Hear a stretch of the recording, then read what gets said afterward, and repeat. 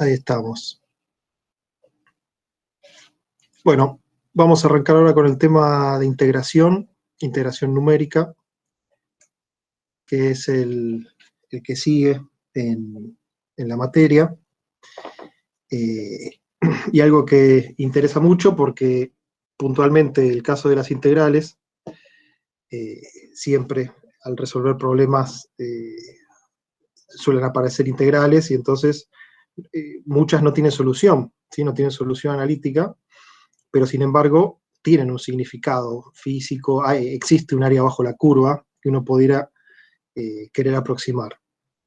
Entonces, ya sea que exista o no la primitiva, posiblemente exista, pero encontrarla sería demasiado costoso, con lo cual se justifica el desarrollo de métodos numéricos para resolver integrales. Siempre hablamos de integrales definidas, ¿sí? O sea, integrales que tienen su límite de integración y debajo de la curva hay un área, ¿sí? O sea que además de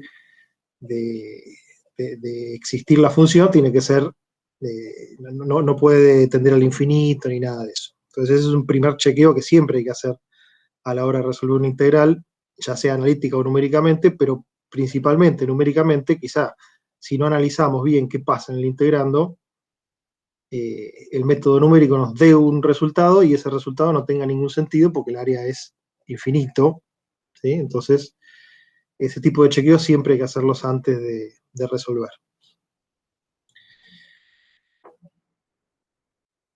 Ok, ustedes no están viendo mi pantalla, ¿no? Porque me olvidé de presentar,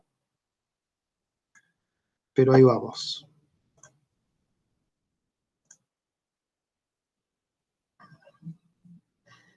Ok, ya la estoy mostrando, así que deberían poder ver la presentación. Entonces, como decíamos, ya sea que sean muy difíciles o imposibles de resolver, tiene sentido que las resolvamos numéricamente y no analíticamente. Dividimos en principio en dos familias de métodos, los métodos que tienen nodos equiespaciados, ¿sí? Entre los cuales vamos a ver estos cuatro que figuran arriba, y después un método de nodos no equiespaciados, ya vamos a ver por qué podríamos querer elegir que los nodos no estén equiespaciados, pero ustedes ya vieron en algunas clases anteriores problemas que pueden traer los nodos equiespaciados, ¿no? Principalmente si lo que queremos es interpolar con un polinomio, aparecía el fenómeno de Runge, etc. Bueno, entonces vamos a resolver un mismo problema, que es este que aparece acá, esta integral, por todos estos métodos que mencionamos recién. Entonces, lo que tenemos acá es una integral definida, como les decía, entre a y b, f de x es el integrando, por diferencial x. Esta es la expresión analítica. Le ponemos y igual como para que sea más obvio que lo que nosotros queremos obtener es un número al final, no una función, no una primitiva, sino un número, porque esto está evaluado. Y en este ejercicio lo que vemos es la integral entre 0 y 1 de x cuadrado de a la menos x diferencial x. Bueno, acá están integrando, entonces lo que tendríamos que chequear primero es si este integrando es continuo entre 0 y 1. En principio sí. X cuadrado es un polinomio, a la menos x es continua, así que todo bien. Acá abajo hay un grafiquito de la función, con lo cual a mí me podría dar una idea de cuánto me tiene que dar esto también, ¿no? Entonces conviene siempre, por lo menos, tener una idea de qué es lo que estoy resolviendo, como para entender si me da 0, por ejemplo, si tiene sentido o no, porque podría tranquilamente valer 0, siendo que el área se compense positiva y negativa, en fin. Bueno, y esta integral, ¿dentro de qué grupo cae? Digamos, ¿es muy difícil de resolver o es imposible de resolver? Díganme ustedes, ¿qué les parece esta integral? ¿La saben resolver?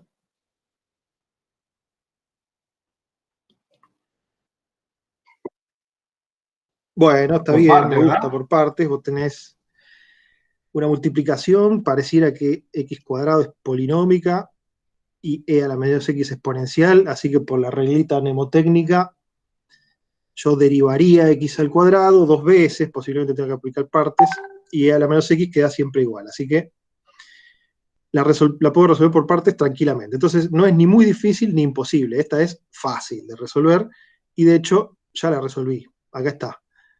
El resultado analítico es 2 menos 5e a la menos 1. Como estamos en análisis numérico, lo queremos llevar a un número, con lo cual acá lo expresé con 8 dígitos. Son todos significativos, digamos así, porque esta es una solución analítica. Así que en este caso, por suerte, tenemos un valor con el que comparar. No es lo que nos va a pasar en la generalidad de los casos, pero como esta era fácil de resolver, la resolvimos. Y aprovechamos de tener la solución analítica para comparar los métodos numéricos. Bueno, Newton Cotes no es otra cosa que la generalización de una familia de métodos. Y esa familia de métodos lo que hace es este procedimiento que está acá. Lo primero es tomar el dominio en el cual se quiere integrar la función. O sea, tengo mi función x cuadrado a la menos x acá en azul, y el dominio, las x entre 0 y 1. Después, lo separamos en n intervalos iguales. Estos son nodos equiespaciados, entonces. Lo puedo separar en un único intervalo, ¿sí? Un único intervalo. Ahí voy a tener el método de los trapecios, el primero, ¿sí? Porque yo evalúo en las puntas y con esa área que obtuve, obtengo el resultado. Ese es el más simple. Después, si yo quiero dividir en dos intervalos, obtengo el método de Simpson, que es el que sigue. Que ese tiene 3 nodos, uno a la izquierda, uno en el medio, uno a la derecha. Y lo que hago es aproximar esa función con un polinomio de orden 2, con una parábola. Bueno, entonces, eso es a lo que me refiero con separarlo en intervalos iguales. Después, interpolo esos datos con un polinomio de grado n, como dijimos recién. Si son 2 puntos, los interpolo con una recta, y son 3 puntos, los interpolo con una cuadrática. Y por último, integro analíticamente el polinomio, porque los polinomios son fáciles de integrar. Entonces, lo puedo integrar analíticamente. Así, como está explicado en este procedimiento, es que se construyen estas fórmulas de Newton Cotes, las cuales derivan en el método del trapecio, de Simpson y otros que vemos acá abajo. Entonces, haciendo esta cuenta, digamos, esta serie, este procedimiento, lo que logramos es estas expresiones que están acá en esta tablita, dependiendo de la cantidad de nodos o de la cantidad de subintervalos en las cuales yo divida el dominio. Fíjense, vamos a ver la primera, por ejemplo. Este es el método de los trapecios. La integral la calculo con esta fórmula que está acá en el medio. H sobre 2, F0 más F1. ¿Se acuerdan de esta fórmula del trapecio? Posiblemente de la secundaria. Base menor más base mayor por altura sobre 2. Bueno, las bases del trapecio son F en X0, F en X1. La altura, en este caso del trapecio, es el delta X o H, y dividido 2, eso me da el área del trapecio. Entonces, este término que está acá a la izquierda me está dando la fórmula del método de los trapecios. Y esto que está acá a la derecha, H cubo, F segunda, evaluada en algún punto en A y B, que hace máxima esta derivada segunda. ¿Esto a qué les suena? Digamos, este término de la derecha no es otra cosa que el error, y que viene arrastrado del error que vimos en integración. En interpolación. Entonces, al interpolar los datos con un polinomio de grado n, yo tenía un error, que ya lo vimos en la clase de interpolación. Lo integré en este paso 4 que aparece acá, y entonces obtuve esta expresión del error. Y esta expresión es muy importante, porque a mí me dice h al exponente que esté elevado es algo que a mí me interesa, porque eso es el orden del error. ¿Sí? Y acá aparece f segunda, o f cuarta, o f n más unésima, ¿sí? Una derivada de f. Y esto también me interesa, porque si esta derivada de f segunda, cuarta o lo que sea vale 0, eso significa que mi método numérico me da exacto. Eso es muy importante porque no tiene error de truncamiento. Entonces, analizar el error me sirve de mucho, ¿sí? Tanto por el factor que involucra a la h como por el factor que involucra a una derivada de f. F es el integrando, ¿sí? Bueno, entonces acá a la derecha lo que estoy poniendo es el orden. Vamos a ver una cosa. Acá tengo el orden, me da una idea de la precisión del método. Entonces acá tengo h elevada al cubo. Es decir, que si yo aplico el método una sola vez, es decir, aplico un subintervalo, el orden es 3. Por eso orden local igual a 3. Acá este primer casillero. ¿Qué es el orden compuesto? Este que está acá a la derecha. Bueno, es como si yo aplicara trapecios n veces. ¿Sí? Muchas veces subdivido el dominio en muchos subintervalos, pero después no aproximo con un polinomio de grado n. Aproximo todos esos subintervalos con trapecios. ¿Sí? Entonces, en ese caso lo que tengo es el método compuesto de trapecios. Lo que sucede, si yo hago n veces esta expresión, es que yo multiplico n veces el error. Entonces tendría esta misma expresión del error multiplicada por n. Si yo hago una cuenta, fácilmente puedo determinar que n es b menos a sobre h. N es b menos a sobre h. ¿Sí? H es el delta x. Entonces, es una cuenta directa. Eso quiere decir que si acá donde está la manito ahora mismo me aparecía una n, eso lo puedo reemplazar por un factor que sea b menos a sobre h. El b menos a no me importa mucho, pero ese h dividiendo se simplifica una de las h que está acá al cubo. Entonces me queda h al cuadrado. Bueno, conclusión. Siempre que yo aplique la regla compuesta, que significa n veces la local, voy a tener un orden menos. ¿Sí? Un orden menos que el local. Entonces, orden compuesto, un orden menos que el local. Orden local, me tengo que fijar el exponente, el que queda elevado a la h.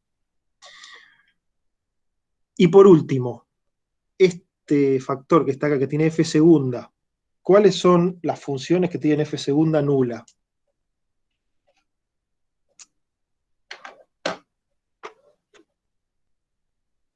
¿Qué funciones tienen f segunda nula?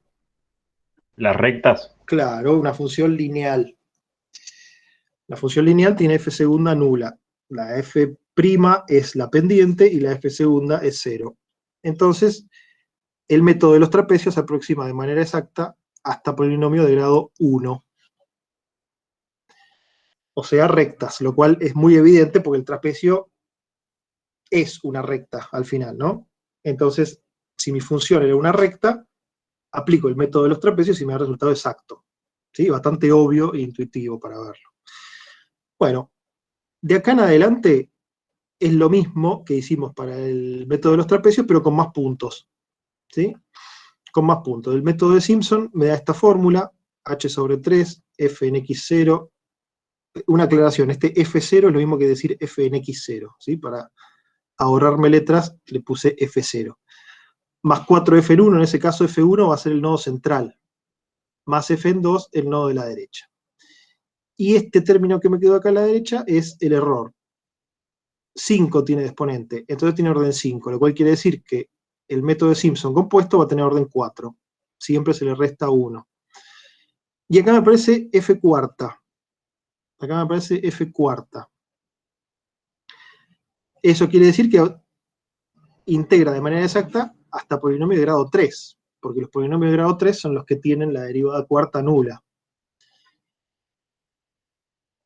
¿Esto les parece lógico o les parece medio raro? O sea, lo del orden 5, 4, está bien, pero integra de manera exacta hasta polinomio de grado 3. ¿Pero qué polinomio estaba usando yo en el método de Simpson para aproximar la función? Para interpolar la función. Parábolas. Claro, de orden 2. ¿Está bien? una parábola de orden 2, porque pasa por 3 puntos, entonces es una parábola de orden 2. Sin embargo, me aproxima de manera exacta hasta polinomio de grado 3. Bueno, esto está bien, no me equivoqué cuando hice la tablita, y lo que sucede es que hace que errores por exceso y por defecto se compensen. ¿Sí? Eso no lo voy a demostrar acá porque es parte de la teoría en todo caso, pero con un polinomio de orden 2, aproxima de manera exacta polinomio de grado 3. ¿Sí? Haciendo que los errores se compensen, pero no le hace falta integrar con un polinomio de grado 3. ¿Sí? Bueno, Simpson 3/8 es similar, pero en este caso no se compensa. Sí, perdón. Hay una consulta. ¿Para qué queremos aplicar esto para un polinomio? Si el polinomio, como ya dijimos, es fácil de integrar. O sea, ¿qué problema habrían en integrar un polinomio, no sé, de grado 10? Sí, total, es bastante fácil la integral. Bueno, sí, es fácil, pero de todas formas podría ser más fácil todavía aplicar el método numérico, porque el método numérico no hizo otra cosa que integrarlo. ¿Sí? O sea, acá, fíjate, en el paso 4, lo integró analíticamente. Así que si ya era un polinomio, lo que hizo el método es integrarlo. Entonces, básicamente ya hizo lo que vos tendrías que hacer ahora. Esta fórmula, que tiene 3 octavos, 1, 3, 3, 1, es la integral del polinomio. Exactamente eso. Entonces, ni siquiera te hace falta el integral del polinomio. Ya lo hiciste aplicando la fórmula, ¿sí? Entonces, en el caso de los polinomios, aplicar esta fórmula es directamente integrarlo, si tenés la cantidad suficiente de puntos. Además, vos recién me dijiste un polinomio de grado 10. Para eso tendrías que hacer la fórmula de Newton-Cotes que use 10 puntos. Y esa fórmula, digamos, no se suelen usar fórmulas con tanta cantidad de puntos. ¿Por qué? ¿Qué pasa si vos tenés un polinomio de grado 10 y no dos equiespaciados? Tenés el mismo problema que habíamos visto en interpolación la clase pasada. Claro, tenés ese problema. Tenés ese problema, con lo cual ese polinomio que vos estás queriendo integrar posiblemente posiblemente oscila mucho y no te está representando bien la variación que vos querías representar. Bueno, son todos problemas que se te van presentando, pero básicamente integrar un polinomio es esto mismo y el error vale 0. Si el polinomio es de grado 3 o menor. Si es de grado más alto, vos lo vas a integrar de una manera más simple y no exacta. ¿Sí? Eso también te puede convenir. Vos tenés un polinomio de grado 3, de grado 10, perdón, pero le aplicás Simpson. Entonces, con 3 cuentitas, ya obtuviste el resultado. ¿Sí? Mucho más fácil que haber integrado ese polinomio de grado 10. Bueno, lo que tenés que pagar es que no es la integral exacta, pero posiblemente a vos ya te alcanza, porque la variación que tenía ese polinomio de grado 10 era suave. Entonces a vos ya te alcanzó con Simpson. ¿Está bien? Entonces, ¿cuáles son las ventajas? Claro. Siempre tenés alguna ventaja, la verdad, de usar esto, en especial y también en los polinomios. El tema es que si vos querés la solución exacta, tenés que venir a ver esta tablita o construir alguna tabla que a vos te diga cuántos puntos tenés que usar. Ok, pues ya. Bueno, acá tenemos para n igual a 4, vemos lo que pasa con el error, ya son fórmulas muy grandes, nadie usa, de hecho Simpson 3/8 no se usa mucho, trapecio de Simpson sí se usan bastante. Y esta es la fórmula genérica de Newton-Cotes, donde vos con esta fórmula podrías construirte cualquier cantidad de puntos. ¿Sí? Cualquier cantidad de puntos, y la conclusión es que si n es impar, integra exacto hasta polinomio de grado n, y si es par, de grado n más 1. Por eso, fíjate que Simpson n igual a 2 saltó, se le sumó 1 con respecto a lo que le correspondería naturalmente. ¿Sí? Si todos fueran n, esto sería 1, 2, 3, 4. Sin embargo, los pares se les suma 1. Por esto de que se cancela el error. Bueno, pero lo que es importante es que integra exacto hasta polinomios de grado aproximadamente n. ¿sí? Aproximadamente n. A veces mejora un poquitito en los pares, pero si no, podríamos quedarnos que integra exacto está polinomio de grado n. Este tipo de fórmulas de nodos equiespaciados. Bueno, como vimos acá, este error que está acá a la derecha, h cubo sobre 2 f segunda, ¿es un error de redondeo o de truncamiento para ustedes?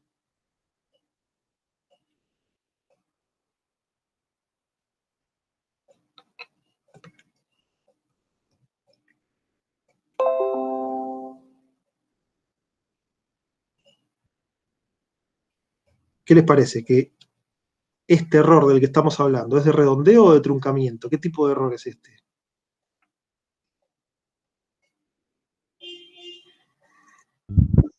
Riesgo. ¿Truncamiento? Bueno, arriesgaste, está bien, gracias.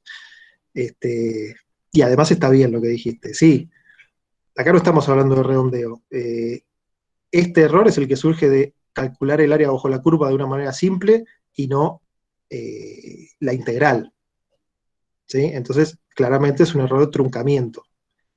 Yo, si hubiera aplicado infinitos intervalos, obtendría el resultado exacto. Como no lo hago, trunco y entonces obtengo un error de truncamiento. Una cosa más, ¿qué significa que un determinado método, por ejemplo, trapecios compuesto, sea de orden 2? Si trapecios compuesto es de orden 2, la h está elevada al cuadrado, en el término del error. Entonces, yo calculo una integral con un paso h, y después calculo una integral con un paso h sobre 2. ¿Cuánto se disminuye el error?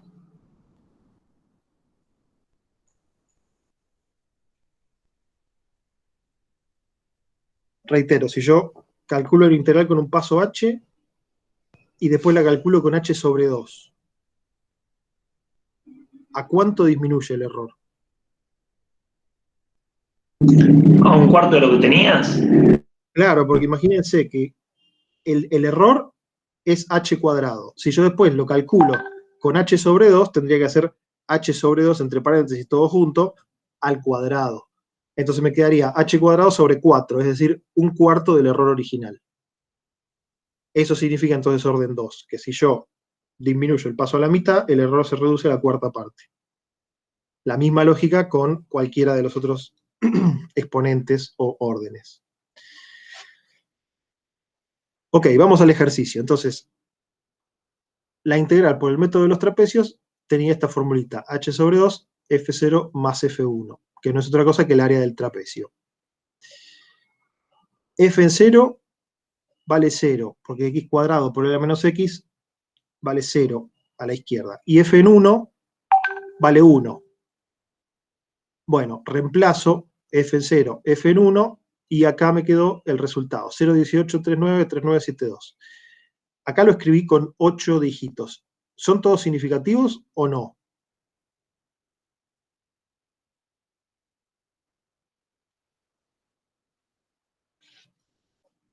Para ustedes. Un premio a quien responda.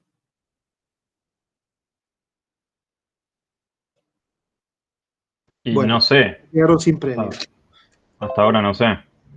Bueno, hasta ahora no sabés. En realidad podrías haber hecho trampa porque yo acá les había dicho cuál era la integral exacta y ya el segundo dígito era un 6, con lo cual, si alguien me entrega este resultado con 8 dígitos, lo tengo que penalizar porque ya a partir del tercero seguro que ninguno de estos es significativo. Bueno, pero ¿cómo hago yo para estimar el error? Bueno, una opción es calcular la cota del error. La cota del error la puedo calcular evaluando esta expresión que tengo acá, h cubo sobre 12, f segunda. Este psi que está acá entre paréntesis es un x entre 0 y 1, o sea, entre a y b, tal que esta derivada segunda es máxima en ese intervalo. Bueno, veamos lo que nos da. Entonces tengo que calcular f segunda. F de x es el integrando. F', bueno, la derivada del producto. Y f segunda, la derivada del producto de nuevo. Acá está. Esta es f segunda. La evalúo o la grafico o la miro entre 0 y 1. y llego a que el máximo de esa función es 2 entre 0 y 1. En general, el máximo lo van a encontrar de un lado o del otro, ¿sí? Es raro que justo tenga un mínimo o un máximo local en ese intervalo. Digamos, es una buena práctica empezar a chequear en los extremos del intervalo.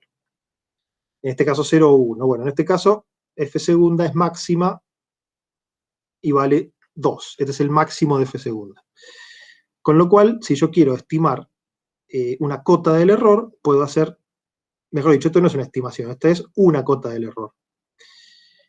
Vuelvo acá arriba, h al cubo, h es el paso, que vale 1, sobre 12 por una cota de este f segunda, que es 2, y esto me dio 0,17. Lo cual es medio una catástrofe, ¿no? Porque me está dando la cota del error del mismo orden que el resultado. ¿Sí? ¿Lo ven? Entonces, es un error del 100%. Bueno, se ve que el método del trapecio no fue muy exacto en este caso. A ver, si venimos acá al grafiquito, ¿ustedes se imaginan el trapecio ese por dónde pasa? A ver.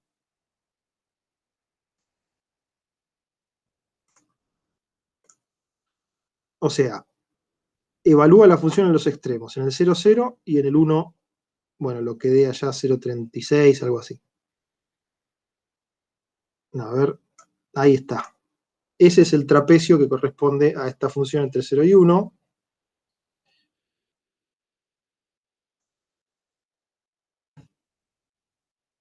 Bueno, más que trapecio es un triángulo, ¿no? Porque justo f en 0 vale 0. Así que es un triángulo. ¿Qué es esta área que está entre la línea roja y la azul? ¿Qué es esto? Es el error. Esto es el error, claro. Lo que está abajo de esto es la integral exacta. Y lo que yo obtuve es el área de este trapecio, que es esta recta roja. Bueno, ustedes pueden ver que el error es bastante apreciable. No pareciera que fuera del 100%. Sin embargo, lo que yo obtengo aplicando esta expresión es una cota del error, porque yo nunca voy a saber el error exacto, porque si no, podría ser trampa y obtener la integral exacta. Bueno, entonces la mejor estimación que tuve de la cota del error me dio 0,17.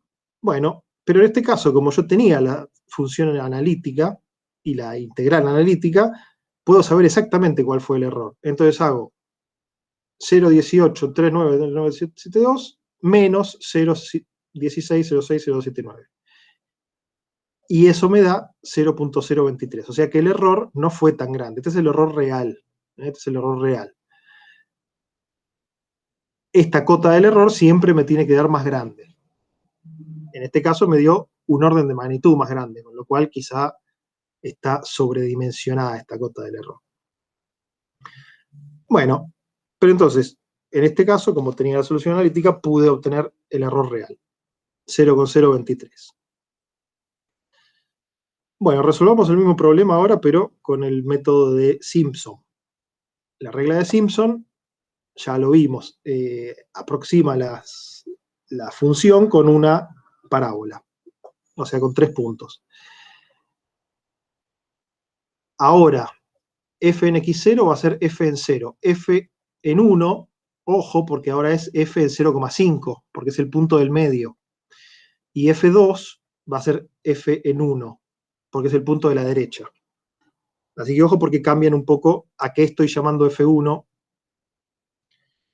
Y también cambia h, porque h es delta x, y delta x en este caso es 0,5, porque estamos utilizando más puntos que en el caso del trapecio. Estamos utilizando 3 puntos, con lo cual la longitud del delta x se divide por 2.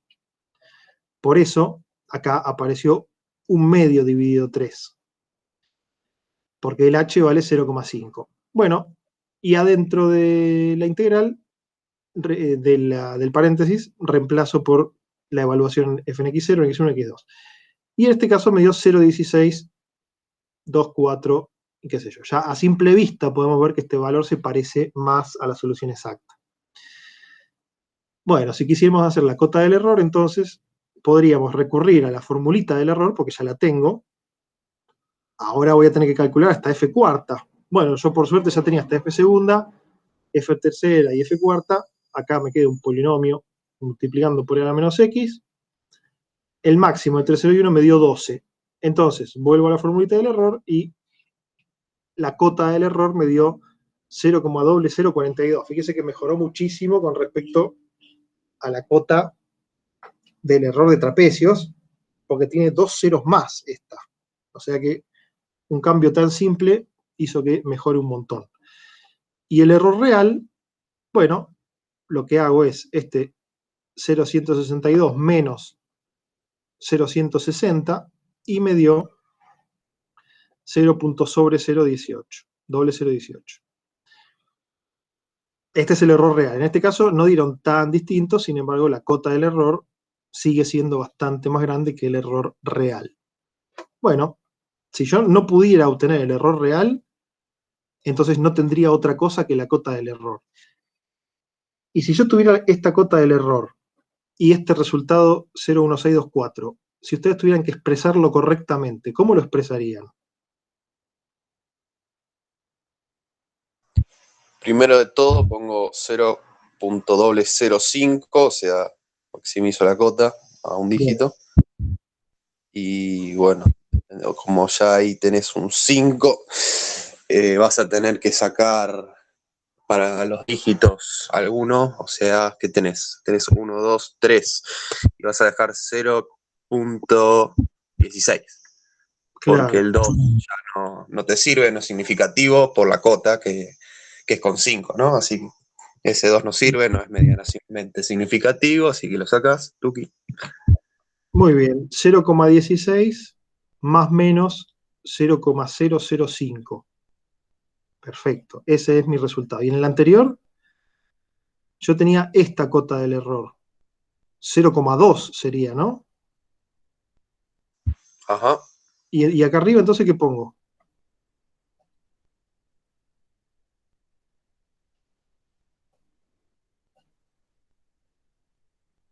¿Qué pongo como mi resultado? 0,1.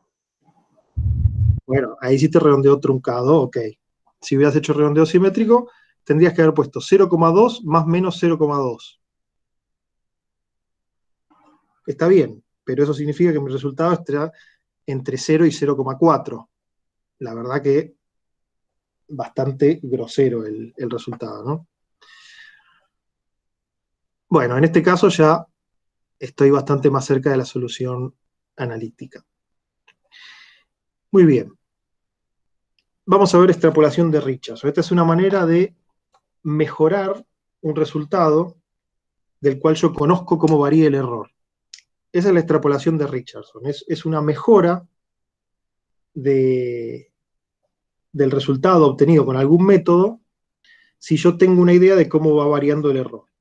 En este caso yo, por suerte, tengo una idea de cómo va variando el error. Y en general en los métodos numéricos que vemos, tenemos una idea de cómo va variando el error. ¿A qué me refiero? El término del error tiene h elevado a un exponente. Pero después hay otros términos, que también son el error, más chicos, hacia la derecha.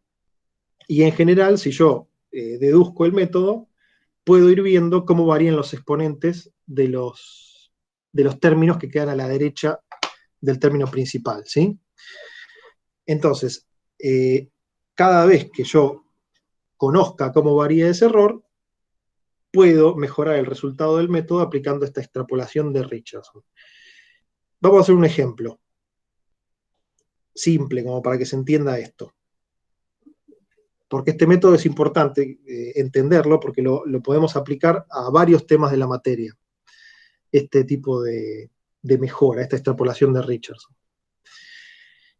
Imagínense que tienen un método de orden 1, o sea que si el paso disminuye a la mitad, el error también disminuye a la mitad, linealmente, ¿sí? Eso es un método de orden 1.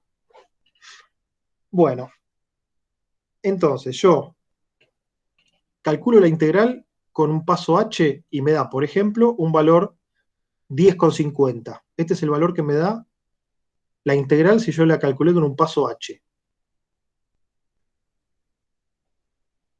Entonces, acá yo no sé cuál es el error. Yo no sé si la integral vale o podría valer 10,40 y el error 0,1.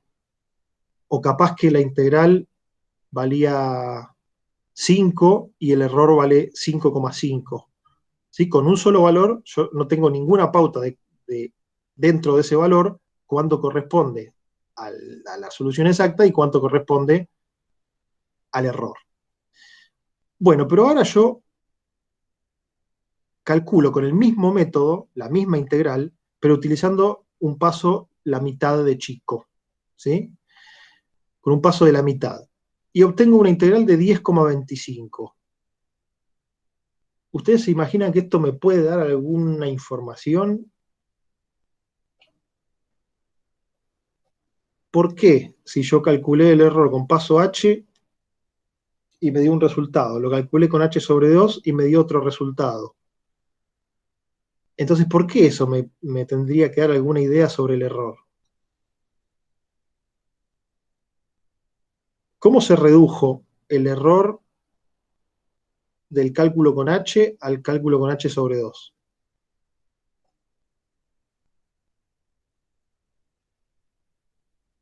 Era un método de orden 1. A la Y se mitad. redujo eso. Claro, se redujo a la mitad del error. Entonces, en 10,50 yo tenía el error full. Y en 10,25 tengo la mitad del error. Eso me lleva a pensar que el error valía 0,50, ¿no?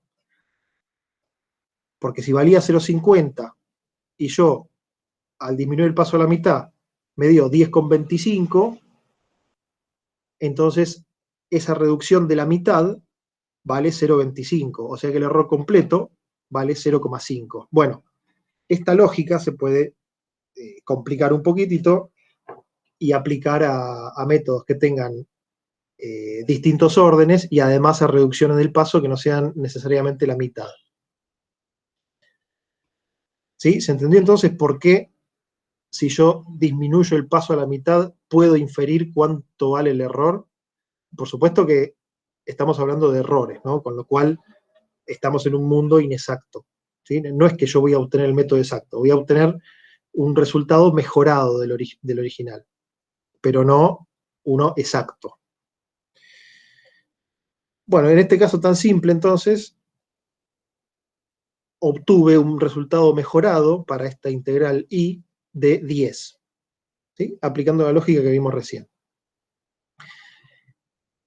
La formulita esta que aparece acá abajo, entonces, es la generalización de esta lógica, pero para relaciones entre pasos no necesariamente de la mitad, por eso puse H1 y H2, y para métodos que no necesariamente sean de orden 1, por eso puse ahí P. Por eso puse ahí P. Es importante que este P, que aparece acá como exponente en el denominador, es el orden del método de partida. Es el orden del método de partida, porque cuando yo meto todos estos resultados en la coctelera y obtengo la I extrapolada, este valor de I con la extrapolación de Richardson tiene un orden superior. ¿Sí? Tiene un orden superior, es un valor, como decíamos antes, mejorado de los originales. Pero el P que tengo que poner acá es el orden de los originales, ¿sí? Con los que yo obtuve las primeras integrales. Guille, tengo una duda. Sí. No me termina de quedar claro qué es H. H es el paso, es el delta X. Ok. Sí, es el paso. Recién, por ejemplo, utilizamos un paso de todo el intervalo para la función. Ahora volvamos un segundo a la función. En este caso, utilice un paso de h igual a 1, con trapecio. Si yo quiero resolver lo mismo, también con trapecio, pero con paso 0,5, entonces lo que yo voy a obtener es algo más exacto. A ver, vamos a esquematizarlo acá. Entonces yo voy a evaluar en 0, y después, acá está 0,5, ahí voy a hacer una primera evaluación, y después voy a evaluar también en 0,5 y en 1. Uy, ¿qué pasó? Esperen que ahora voy a modificar esto. A ver si parto de acá. Ahí está.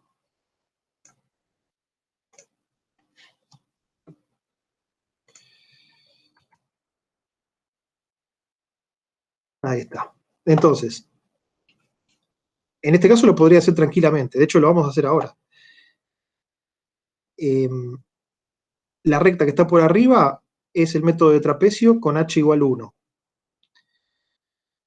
Y la recta quebrada que está por abajo, también en rojo, es el resultado de trapecios, pero con h0,5. Apliqué dos veces trapecios. Ustedes pueden ver claramente que el área es mucho más chica en el segundo caso, el área entre las curvas. ¿Sí? Y cuanto yo más lo vaya partiendo, más cerca me voy a encontrar de la curva azul. ¿Sí? Entonces, el resultado con el paso más chico siempre es más exacto que el resultado original. Y algo importante para ver en la extrapolación de Richardson,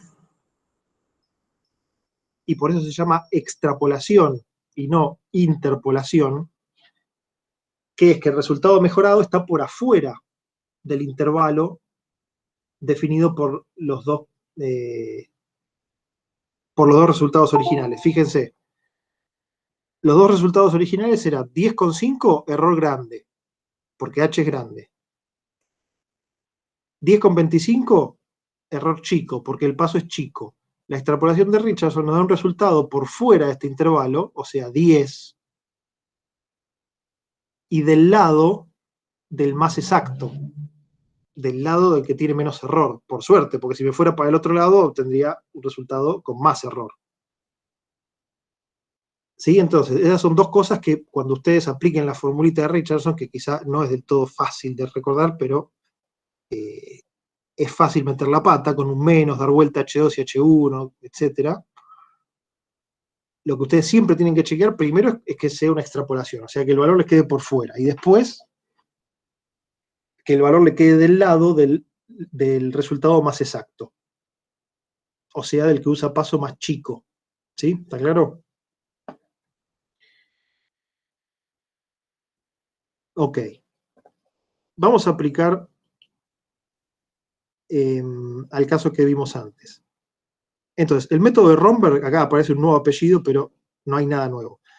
Romberg lo que hace es aplicar el método de trapecios compuesto, es decir, muchos trapecios, más la extrapolación de Richardson. ¿Sí? Entonces no se complica arrancando con métodos de orden alto. Arranca con el método más simple posible y después lo mejora haciendo extrapolación de Richardson, que es muy barata. Fíjense, la única fórmula que hay que hacer para mejorar un resultado y subirle el orden. Una resta, una división y una suma. O sea, súper simple es la fórmula que hay que hacer y yo obtengo una mejora sustancial en el método que estoy implementando. Bueno, vamos a hacerlo entonces para el ejercicio. Calculo la I de trapecios, con el método de trapecio, pues este está T acá, con paso 1. Ya lo hice antes esto, es lo que me daba 0,18. El primer resultado, el más malo. Después calculo, también con el método de trapecio, pero con paso 0,5. Fíjense, esta es la primera vez que vemos algo compuesto. Tengo que aplicar trapecios en el intervalo izquierdo y trapecios en el intervalo derecho. Es lo que dibujamos recién en el gráfico. Entonces, el valor intermedio me queda multiplicado por 2. Obviamente, porque ya tenía h sobre 2 sale de factor común. F0 está una vez, F1 está 2 y F2 está 1. Entonces, la fórmula del trapecios compuesta multiplica por 2 todas las F que estén en el medio. ¿Sí? Bueno, y el resultado me dio 0,1677. Ya con estos dos valores yo puedo hacer una extrapolación de Richardson, porque son con el mismo método con distinto paso. Bueno, presten atención a esta fórmula. Entonces, la integral de trapecio con h igual a 1, la menos exacta, o sea, 0,18. Le resto la más exacta, o sea, 0,16. Divido, acá la relación entre los pasos, 0,5 al cuadrado, me va a quedar 0,25, menos 1. ¿Por qué puse al cuadrado? ¿Por qué puse al cuadrado acá? El orden del método no era cuadrado. Sí. ¿De qué método? Del original. Bueno, exacto, de trapecios. ¿Y por qué 2 y no 3?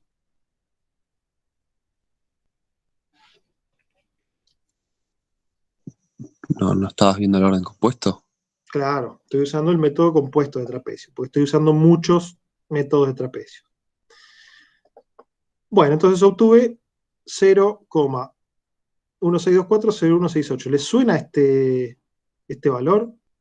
0,1624, 0,168. Parece un teléfono. 0,1624, 0,168. ¿Qué es esto que está acá? 0,1624, 0,168. ¿Qué pasó? ¿Por qué me dio igual que Simpson?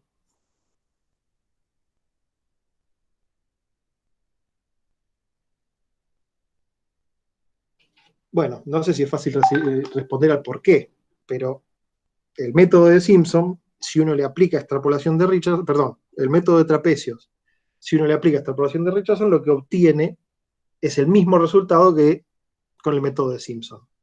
Así que no es coincidencia, siempre les va a pasar esto. Bueno, con lo cual también me lleva a mí a saber cuál es el orden de este segundo resultado, porque tendría que ser el mismo orden que Simpson, o sea, 4. Entonces, partí de dos resultados de orden 2 y obtuve un resultado de orden 4, que coincide con el resultado de Simpson. Entonces, lo que hace el método de Romberg es no quedarse con una sola extrapolación de Richardson, sino que hace muchas extrapolaciones de Richardson. Y ordena los valores como si fueran una matriz, ¿sí? Entonces, acá tenemos trapecios con h igual a 1, trapecios con h igual a 0,5, y entre estos dos hice la extrapolación de Richardson que vimos recién y obtuve el I de Simpson con paso h sobre 2, o sea 0,5. También lo puedo llamar I de Romberg 2,2, porque si uno se imagina esto como si fuera una matriz, está ordenado en la posición 2,2, y entonces estos de trapecios estarían en la columna 1, por eso 1,1 y 2,1. ¿Sí? ¿Está claro esta otra manera de nombrar a los resultados? Esta primera columna entonces representa todos los resultados con el método de trapecios, pero con distinto paso. La segunda columna también son resultados que podría haber obtenido con Simpson. Yo no obtuve estos con Simpson, ojo. Estos los obtuve haciendo extrapolación de Richardson. Sin embargo, coinciden con el método de Simpson, por eso la llamo columna de Simpson. Bueno, la tercera columna va a tener orden 6, con la misma lógica que veníamos manejando. La cuarta columna va a tener orden 8, y así, y así, y así. Entonces, hasta ahora yo tengo solamente estos tres primeros casilleros. Para seguir agregando filas, sí o sí tengo que hacer una nueva integral con el método de trapecios, pero con paso h sobre 4. En este caso lo dividí por 2 al anterior, interpolo entre el 2,1 y el 3,1 y obtengo este 3,2, y después interpolo entre los dos de Simpson y obtengo un nuevo valor de Romberg, ahora de orden 6. Así que este resultado es bastante espectacular, porque tiene orden 6. Se parece un montón ya a la solución exacta. Pero si quiero seguir, bueno, una vez más. H sobre 8 con trapecios, interpolo entre los dos, Simpson, Romberg, y obtengo al final un resultado de orden 8. Bueno, fíjense que si ustedes simplemente agarraban el método de los trapecios y se quedaban con ese resultado, iban reduciendo el paso a la mitad, la convergencia hacia el valor exacto es muy lenta. ¿Sí? 0,183, 167, 162, 161. Es una convergencia lenta hacia el resultado. Si yo, en lugar de moverme solo en la columna, aplico extrapolación de Richardson, entonces me muevo sobre la diagonal. Y fíjense que sobre la diagonal yo converjo al resultado exacto mucho más rápido. Porque acá tengo, en el caso de trapecios, 2 dígitos buenos, el tercer dígito ya es malo. Sin embargo, en la diagonal, tras 4 pasos, ¿cuántos dígitos buenos tengo? Vamos a ver la exacta. 1606-0279. 1606-0286. Bueno, casi que tengo 8 dígitos buenos. Por un poquitito me quedé con 7. Pero entonces, estábamos hablando de 7 dígitos buenos versus 2 dígitos buenos. ¿Sí? Converge mucho más rápido por la diagonal, haciendo pocas cuentas, que sobre la vertical. Bueno, está claro entonces la manera esta de mejorar métodos de orden bajo que nos propone la extrapolación de Richardson. Esto es tan simple que lo vamos a utilizar también en otros métodos que vamos a ver en la materia. Bueno, estamos bien hasta acá porque ya entonces terminamos con lo que son los métodos de nodos equiespaciados.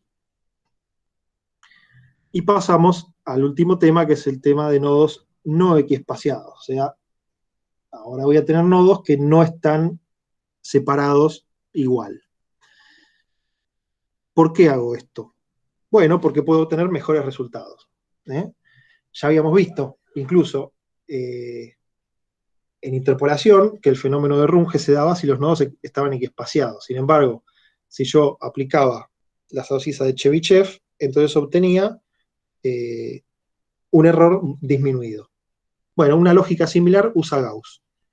Elige estratégicamente la posición de los X, en los cuales se evalúa la función, para minimizar el error. Bueno, la lógica con la que hace esto ya la deben haber visto en la teórica, con lo cual nosotros simplemente avanzamos en la aplicación del método. Bueno, pero lo que sí es importante es que ustedes vean que utilizando n más 1 nodos, integra exactamente este polinomio de grado 2n más 1.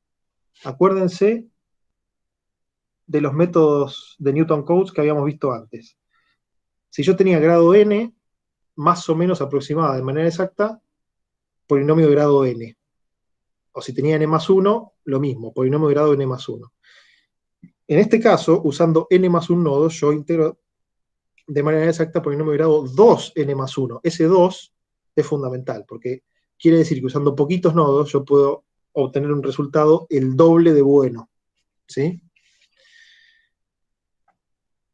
Ok. Acá entonces tenemos cuál es la fórmula del método de Gauss. Esta es la integral analítica, la integral entre A y B del integrando. Esto es igual, pero exactamente igual. Este no es un aproximadamente igual. Esto es exactamente igual a una integral donde cambié la variable. En vez de x utilizo una variable u. Y donde x valía b, u vale 1. Y donde x valía a, u vale menos 1. Entonces esto es un cambio de variable. Algo que deben haber aprendido en el CBC. Y nada más que eso. ¿Sí? Eso es un cambio de variable, pero a mí lo que me interesa es dejar esa integral entre menos 1 y 1, no entre a y b. Y una vez que la deje entre menos 1 y 1, aplico el método de Gauss, que como todo método de integración, tiene la función evaluada en algunas abscisas multiplicada por coeficientes. O sea, incluso el método de trapecios cumple con esta fórmula, porque el método de trapecios evaluaba la phi en los extremos, y este c era h sobre 2. ¿Sí? Así que esta es la fórmula genérica de cualquier método de integración numérica. En el caso de Gauss, el secreto es cuáles son estos u sub i y cuáles son estos c sub i. ¿Sí? Y la mejora con respecto a los métodos de nodos equiespaciados. Bueno, y esta es la respuesta. Esos u sub i, si deducimos el método, si aplicamos la receta del método, los obtenemos como, se llaman puntos de Gauss, o sea, son las abscisas donde yo evalúo la función, y son los ceros de los polinomios de Legendre, que son estos polinomios que se definen de manera recursiva como está acá abajo. El p sub 0 vale 1, el P1 vale U, y después todos los que vienen después se definen de manera recursiva con respecto a los anteriores. 1 sobre n, 2n menos 1, U, P sub n menos 1, en el caso de P sub 2 sería P sub 1, y menos, y acá tenemos P sub n menos 2, que en el caso de P sub 2 sería el P sub 0. Ok. Así voy definiendo todos los polinomios, y yo calculo los ceros de esos polinomios, entonces ya tengo las abscisas de los puntos de Gauss. Los U sub i. Después, los coeficientes de Gauss podemos calcularlos de diferentes maneras. Acá, estos, ¿sí? Los coeficientes que acompañan a la función evaluada. Una fórmula, una manera de calcularlos es esta fórmula, esta expresión que está acá, para que no tengan que recordarla. Es más simple resolverlo con el método de coeficientes indeterminados, que es un método muy simple, y lo que hace es resolver la integral exacta para funciones fáciles. Ahora cuando veamos un ejemplo, vamos a ver este método, que es un método muy simple, tan simple y tan efectivo que lo vamos a usar también cuando veamos diferenciación. Bueno, y como les decía antes, la phi de u es un cambio de variable de la f de x, pero es un cambio de variable lineal, ¿sí? Entonces, siempre se va a dar esta formulita que está acá a la derecha, ¿sí? No hace falta pensarlo demasiado, siempre me va a quedar esta formulita que está acá. Es decir, f de x, y el diferencial x lo reemplazo por el diferencial u por el determinante del jacobiano, no sé si recuerdan eso. En este caso el determinante del jacobiano es b menos a sobre 2, porque b menos a es el delta x y 2 es el delta u, o diferencial x sobre diferencial u. Bueno, este es entonces el cambio de variable que nosotros estamos buscando. Pero vamos a verlo en un ejercicio que capaz que esto se hace más simple. Bueno, lo primero que tengo que hacer entonces es el cambio de variable, porque si no, yo no puedo usar los puntos de Gauss y los coeficientes de Gauss ya normalizados. Los tendría que deducir cada vez. Para no hacer eso, lo que normalizo es el intervalo en el cual está definida la integral. Bueno, en ese caso tengo que hacer el cambio de variable. X es b menos a sobre 2 u más a más b sobre 2, o sea, el promedio. Y en este caso, la diferencia dividido 2. Bueno, aplicando esta formulita tan simple, es una relación lineal entre x y u, obtengo, para el caso del ejercicio, un medio de u más un medio. ¿Qué quería hacer con esto? Lograr que cuando x vale a, u valga menos 1, cuando x vale b, u valga 1. Bueno, aplicando esta relación lineal, logro eso. Después derivo a ambos lados, y me queda que el diferencial x es un medio del diferencial u, lo mismo que habíamos visto recién. Esto de arriba sería el delta x y esto de abajo sería el delta u. Delta u siempre es 2, porque la integral está definida entre menos 1 y 1. Y delta x en este caso vale 1. Bueno, entonces ya tengo la relación entre x y u y tengo la relación entre los diferenciales. Entonces yo puedo hacer el integrando por diferencial x. Acá está, esta es f de x que multiplica diferencial x. De nuevo escribo f de, y adentro de la x reemplazo por a lo que es igual x, un medio de u más un medio. Ahí está. Y esto de la derecha es diferencial x, un medio diferencial u. Opero un poquito. Una recomendación, no mezclen x y u's en el mismo lado del igual. Si van a poner x y diferenciales x, pongan x. Si van a poner u's, pongan u's, pero no mezclen todo, porque si no, no saben de dónde partir, a dónde tienen que llegar, no es conveniente.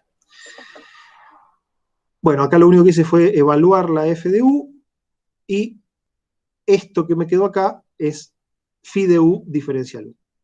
Acá está, todo esto, incluso este un medio, forma parte del phi de u. Y después el diferencial u. Con lo cual, si yo meto esto dentro de la integral, me tendría que dar la misma integral que la original. O sea, que la integral entre a y b del integrando original, que es esta, la que tiene los x, es exactamente igual a la integral entre menos 1 y 1 de toda esta phi de u diferencial u. Ahí está. Bueno, vamos a definir los puntos de Gauss ahora. Siguiente paso. Bueno, acá dije que vamos a trabajar con 2 puntos de Gauss. ¿Por qué? ¿Por qué con 2 puntos de Gauss? A ver, ¿qué herramientas tienen ustedes para definir cuántos puntos de Gauss quieren? ¿Qué se les ocurre? ¿Cómo puedo elegir los puntos de Gauss? La cantidad de puntos. Cuanto más puntos, más exacto. Entonces, ¿cuántos elijo? ¿10.000 puntos de Gauss?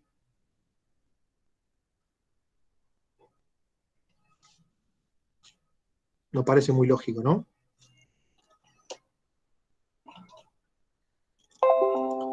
Bueno, una manera de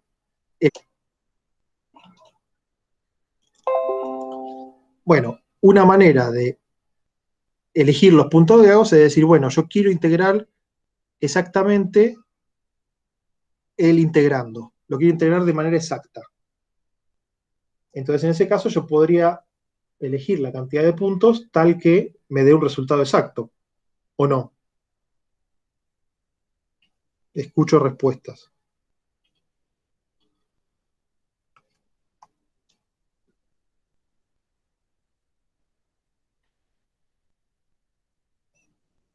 O mejor dicho, no escucho respuestas. ¿Puedo integrar esta de manera exacta eligiendo suficiente cantidad de puntos?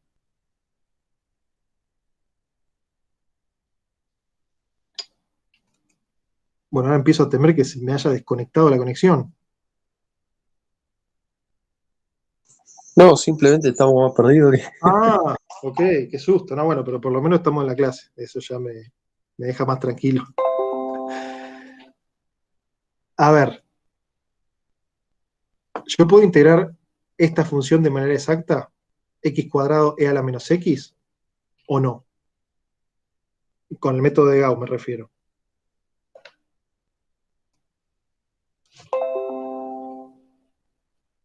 Yo creería que no, por algo estamos intentando transformar la función en el phi de u. Bueno, pero igualmente yo podría integrarla de manera exacta, porque acá me dice que el método de Gauss, usando n más 1 nodos, integra exactamente este polinomio de grado 2n más 1.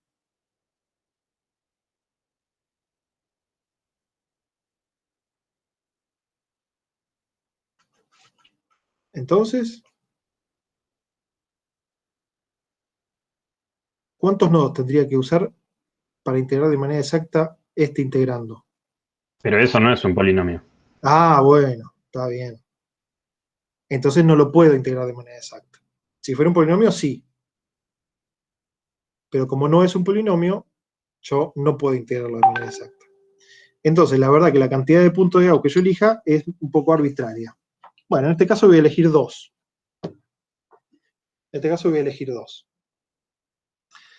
Sigamos entonces.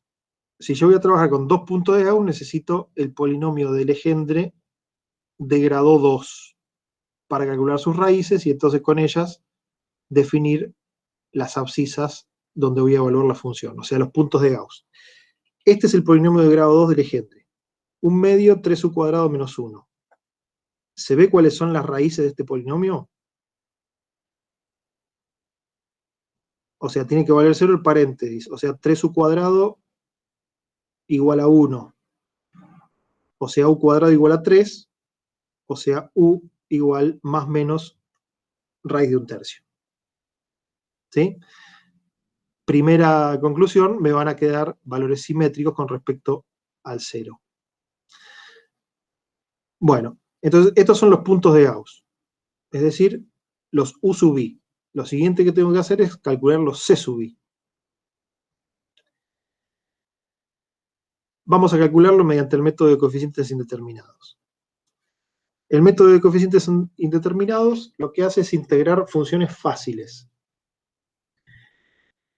Por ejemplo, integro la función 1 o la función u. Y de esa sí lo hago de manera analítica, porque son funciones fáciles. Entonces, la integral entre menos 1 y 1 de 1 da 2, ¿no es cierto? Es un rectángulo de 2 de base y 1 de altura. Entonces el área es 2. Entonces lo que hago es, ¿qué hubiera hecho yo si hubiera tenido que resolver esto mediante la integración de Gauss? Aplico el método C0 por phi en U0 más C1 por phi en U1. Ojo que ahora el phi, estoy hablando del phi de esta función, no de la función original con la que yo estoy resolviendo el problema. Ahora cambié de problema. Estoy integrando la función 1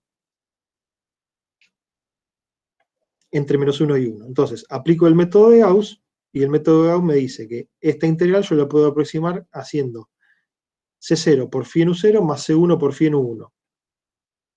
U0 y U1 ya los calculé antes. ¿Dónde están? Acá. Menos 1 sobre raíz de 3 y 1 sobre raíz de 3. O sea que eso ya lo tengo como dato.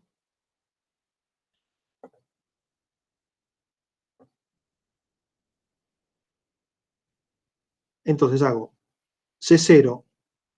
¿Cuánto vale phi en U0? ¿Cuánto vale U0 primero? Menos 1 sobre raíz de 3. Pero phi vale 1. O sea que no hay nada que evaluar ahí. Es la función 1. ¿Sí? Entonces, por eso, C0 por 1 más C1, phi en U1, también me da 1, porque la función vale 1. Entonces, finalmente me queda C0 más C1. Ese es el resultado del método de Gauss. Bueno, después lo que hago es integrar otra función muy simple, que es la función U. También entre menos 1 y 1. En este caso, la función U me da 0 la integral, ¿no? Porque son dos triángulos. Esa función parte del menos 1, 1 y termina en el 1, 1, pasando por el origen. Entonces, el área por debajo del eje X es igual al área por arriba, por eso vale 0 esa integral. Acá está el 0. Bueno, aplico el método de Gauss de nuevo. C0 por fin 0 más C1 por fin 1. C0 y C1 son mis incógnitas, es lo que estoy tratando de resolver. Y phi en U0, ¿cuánto vale phi ahora? Phi vale U, con lo cual phi en U0 vale 1 sobre raíz de 3. Y phi en U1 vale 1 sobre raíz de 3. Perdón, phi en U0 valía menos 1 sobre raíz de 3. Acá está el menos. Bueno, yo puedo poner acá todas las funciones que yo quiera. Lo que pasa es que no me conviene poner más de las que necesito. Yo, como en este caso tengo dos incógnitas, que son C0 y C1, lo que hago es crear dos ecuaciones.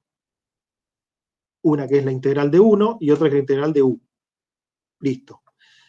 Entonces me quedan dos ecuaciones con dos incógnitas. O sea, C0 más C1 igual a 2 y menos C0 sobre raíz de 3 más C1 sobre raíz de 3 igual a 0. Bueno, dos ecuaciones con dos incógnitas lo resuelvo con cualquier método de resolución de sistemas de ecuaciones lineales y obtengo la solución. C0 igual a 1, C1 igual a 1.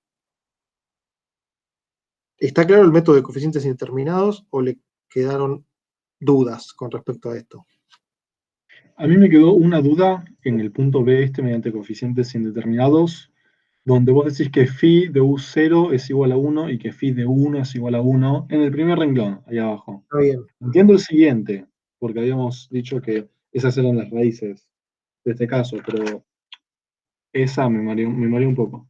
Está bien. Lo que vos tenés que entender acá es qué quiere decir phi. Ok. Phi es el integrando, pero este integrando, o sea, 1. Ah, Este que está acá. ok, Y acá en el segundo renglón, phi quiere decir U. ok. Y en el problema original que nosotros estábamos resolviendo, phi era un medio de un medio de U más un medio al cuadrado, por ahí a la menos un medio más un medio. Bien. Pero son todos problemas distintos.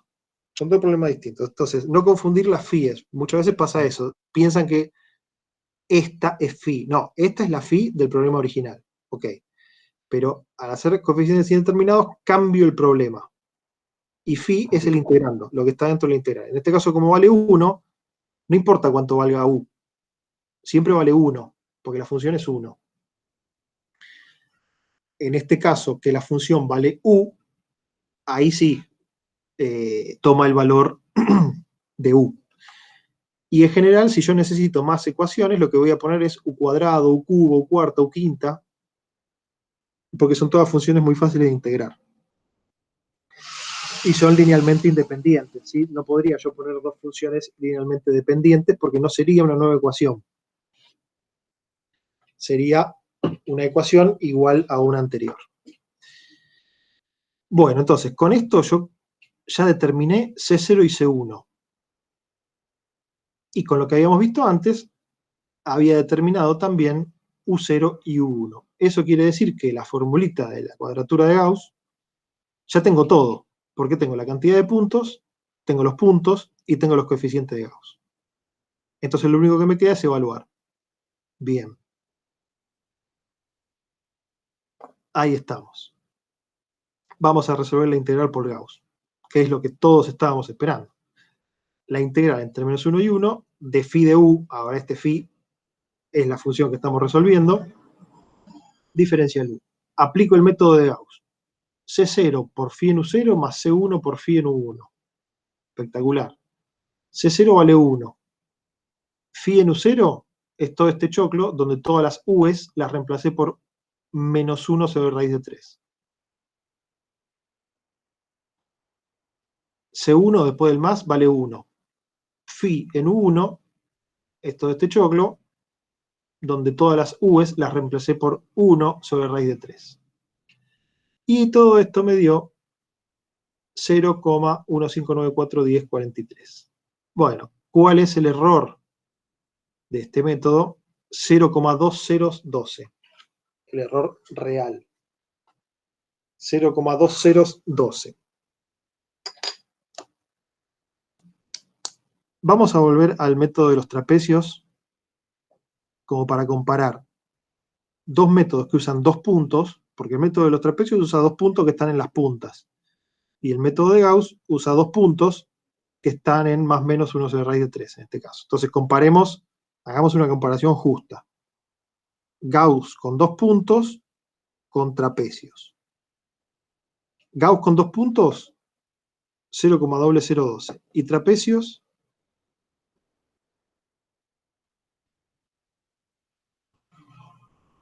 0,023. O sea, 50 veces más grande. Y estamos hablando del error real. Ya ni siquiera me quiero ir a la cota porque se va al demonio. Pero el error real de trapecios, 50 veces más grande que el error real de Gauss. Y con trapecios usé dos puntos, acá los pueden ver, F0 y F1. Este H sobre 2 sería el equivalente a los coeficientes de Gauss, ¿sí? Pero son los coeficientes de trapecio. Pero yo evalué la función dos veces. Acá está, de hecho acá la pueden ver. Está evaluada dos veces. Con el método de Gauss que usamos dos puntos, también la evalué dos veces. Y estos son los coeficientes que son iguales a 1. Así que el esfuerzo de cálculo es el mismo, porque lo que me define el esfuerzo de cálculo es la evaluación de la función. Guille, ¿Sí? una consulta. Ahí vos decís que evalúa en eso, pero en realidad evalúa una nueva función. Si queremos ver dónde realmente está partiendo, tenemos que deshacer el cambio de variables, ¿no? Sí. Está bien. Vos estás queriendo defender más al método de los trapecios, me parece justo. Con lo cual tomo tu inquietud. Y de hecho, no solo eso, también calculamos los puntos y los coeficientes de Gauss. Y eso nos llevó trabajo. ¿No? Entonces, no es del todo justo comparar solamente con la cantidad de puntos. Pero veamos lo siguiente. Primera cosa. Los pasos segundo y tercero no dependen de la integral, sino de la cantidad de los puntos de Gauss. ¿Sí? O sea, todo el trabajo que hicimos para determinar los puntos de Gauss, o sea, los polinomios de Legendre, las raíces, coeficientes indeterminados, resolver sistemas de ecuaciones, no lo tengo que hacer cada vez que yo voy a resolver un problema, porque estos puntos y coeficientes son los mismos para siempre. Entonces no depende del problema. Yo podría venir a esta tabla, miro, quiero 2 puntos, listo, los coeficientes valen 1 los dos, y los puntos de Gauss más menos raíz de un tercio. Listo. Entonces, el esfuerzo de calcular puntos y coeficientes de Gauss no lo voy a tener siempre, lo tengo solamente una vez. Tengo que ir a buscar cuáles eran esos puntos y listo. Es muy fácil y muy barato ingresar esta tabla que ustedes están viendo en mi código computacional o en una función con la cual yo ingreso con la cantidad de puntos que quiero y lo que obtengo son los puntos y los coeficientes, ¿sí? Pero son cálculos muy simples, ¿eh? Así que ese paso es gratis. Ese paso es gratis. Ahora vos me decías, bueno, pero también tuve que cambiar de variable, ¿no? Porque A y B no valían menos 1 y 1. Tuve que hacer un cambio de variable. Bueno, digamos, el cambio de variable es esta cuenta que está acá. No es muy complicada. Sin embargo, si vos no quisieras hacer el cambio de variable, ¿qué estrategia podrías tener? ¿Cuándo vos no tendrías que hacer cambio de variable? Vamos a plantear así la pregunta. ¿En qué caso vos no tendrías que hacer cambio de variable? ¿Para un polinomio? No, para el polinomio vos tenés que hacer el cambio de variable porque es un polinomio que está definido entre A y B, que son A y B son genéricos. Cuando esté definido entre menos 1 y 1. Ah, bueno. O sea que si tu función está definida entre menos 1 y 1, vos te ahorrás el cambio de variable. Bueno, pero vos me dirás, me estás forzando a definir mis funciones entre menos 1 y 1. Bueno, sí, exactamente eso es lo que estás haciendo, forzándote a definirlas entre menos 1 y 1. Un montón de métodos numéricos que ustedes podrían ver si hacen numérico avanzado o alguna de las materias que siguen, definen sistemas de coordenadas dentro de un volumen o dentro de un elemento o dentro de una diferencia. Y ese sistema de coordenadas adquiere los valores que yo elija, ¿sí? Porque son coordenadas intrínsecas internas de cada parte de la discretización. Y se usa menos 1 y 1, ¿sí? Pero eso no es una coincidencia, se usa como coordenadas internas menos 1 y 1 para integrarlo por Gauss. Y para integrarlo por Gauss sin tener que hacer cambio de variable, ¿sí? Entonces es una estrategia súper válida. Súper válida. Por supuesto, si vos tenés integrales que ya vienen dadas, en ese caso vas a tener que hacer el cambio de variable. Pero si vos podés elegir el sistema de coordenadas, entonces ¿por qué no elegir menos 1 o 1? ¿Sí? Si total vos las elegís. No son metros, ¿sí? No es una unidad. Es una unidad numérica cómoda que a vos te quede. Entonces, si vos la podés elegir, de todas las que podrías elegir la menos 1 y 1 y listo. En ese caso no hace cambio de variable. Entonces, insisto, es una salida válida y muy conveniente. En ese caso, todo el trabajo extra que requería Gauss no lo tengo, porque no tengo el cambio de variable y no tengo el cálculo de puntos y coeficientes. En ese caso sí es justo comparar el método de Gauss con la fórmula de Newton-Cotes que tenga la misma cantidad de puntos. ¿Sí? O sea, este de 3 yo lo podría comparar con Simpson. Este de 3 yo lo podría comparar con Simpson.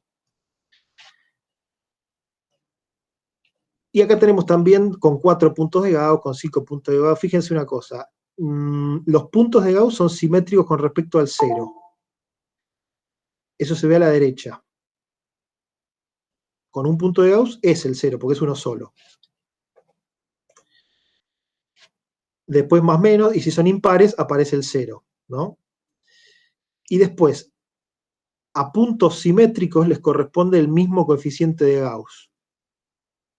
A puntos simétricos le corresponde el mismo coeficiente de Gauss. En el caso de 2 puntos, al más y al menos raíz de un tercio le correspondería el coeficiente 1.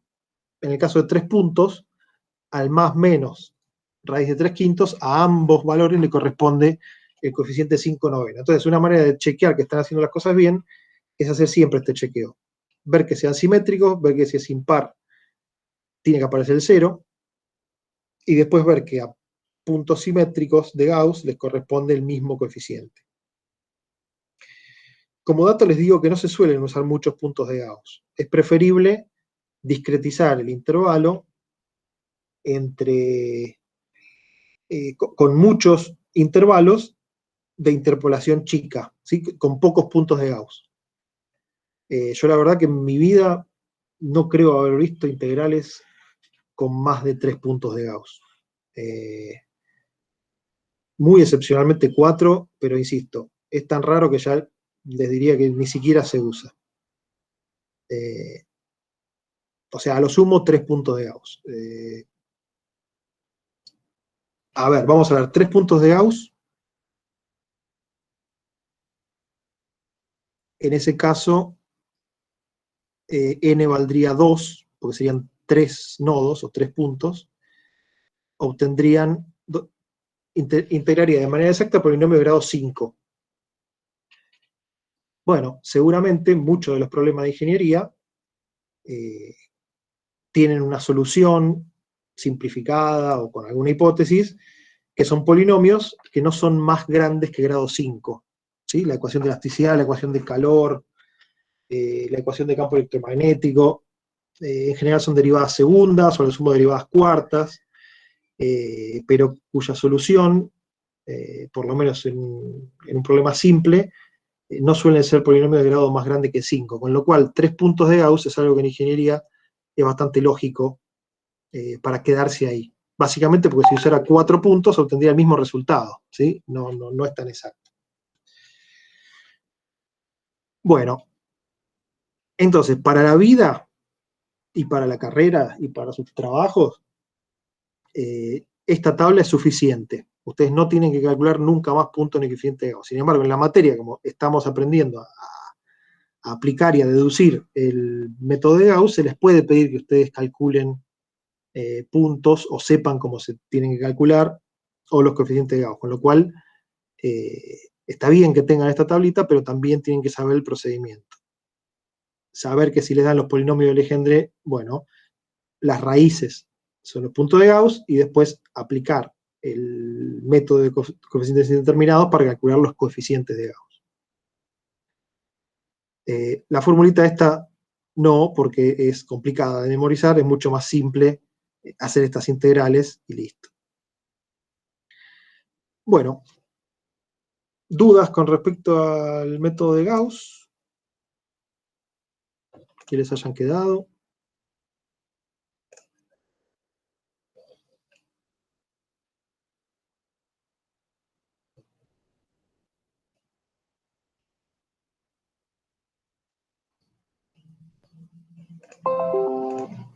Bueno, este tema de integración, por supuesto que está enlazado con otros temas de la materia donde yo puedo llegar a tener que resolver integrales. ¿Se acuerdan?